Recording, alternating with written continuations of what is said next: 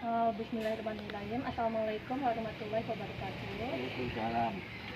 Perkenalkan kakek, nama saya Wilda Mariska Putri. Saya mahasiswi proses sinar dari Institut Ilmu Kesehatan dan Teknologi Muhammadiyah Palembang. Maaf kek, kalau boleh tahu nama kakek siapa? Mawi. Mawi ya kek. Umurnya berapa tahun kek? 70. 70 tahun. Oke kek, baiklah di sini saya akan melakukan pendidikan kesehatan atau penyuluhan tentang katarak. Tahu.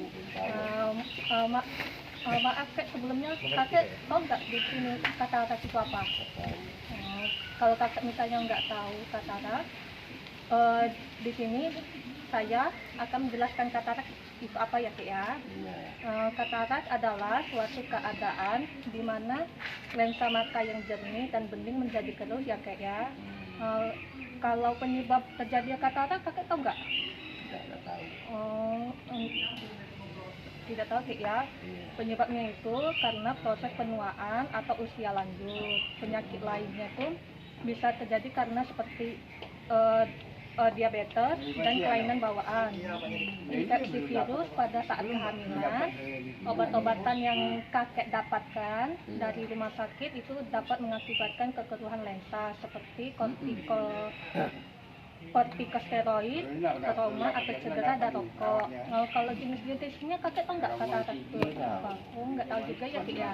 Katarak itu jenisnya ada 4 macam ya kek ya.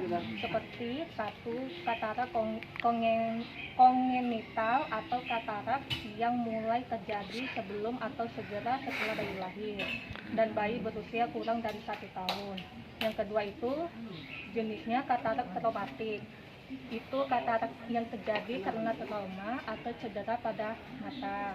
Yang ketiga jenisnya katarak komplikata, merupakan katarak akibat penyakit lain dan keracunan beberapa jenis obat. Yang keempat itu ada jenis katarak senilis, merupakan katarak yang berkaitan dengan usia, merupakan jenis katarak yang paling umum terjadi. Nah, kakek kan tadi mengatakan umurnya sudah 70 tahun kak ya.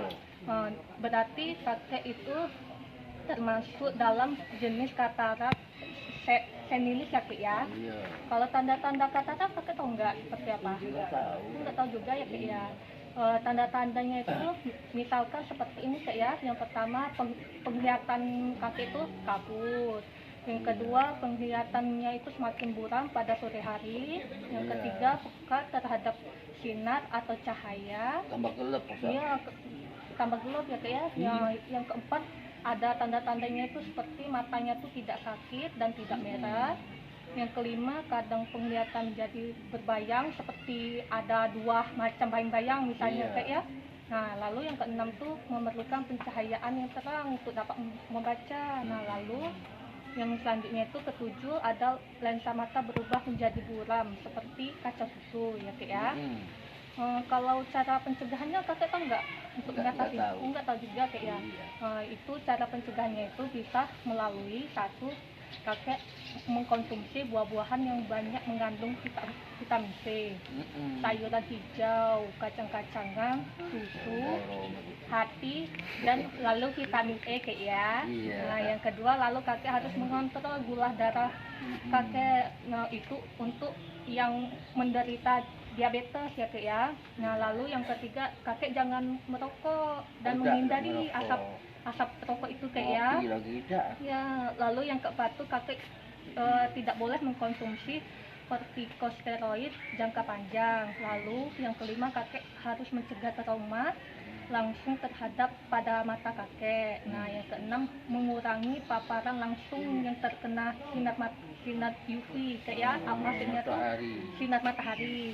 Nah, yang ketujuh kakek harus deteksi dini katarak ke dokter spesialis mata. Maksudnya tuh kakek harus secara rutin memeriksa mata ke dokter supaya kakek itu apa yang kataraknya itu ya nggak terlalu parah lagi kak ya. Nah, kalau cara penanganannya kakek tahu nggak seperti apa?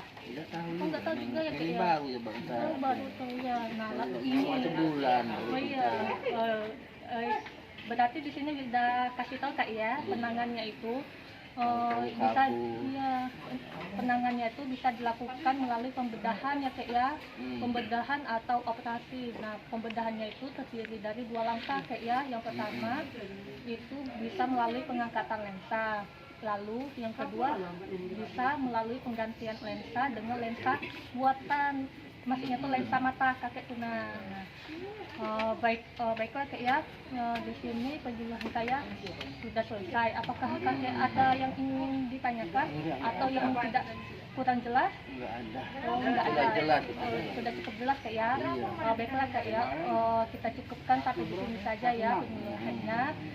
Sekian dan terima kasih. Wassalamualaikum warahmatullahi wabarakatuh. Waalaikumsalam warahmatullahi wabarakatuh.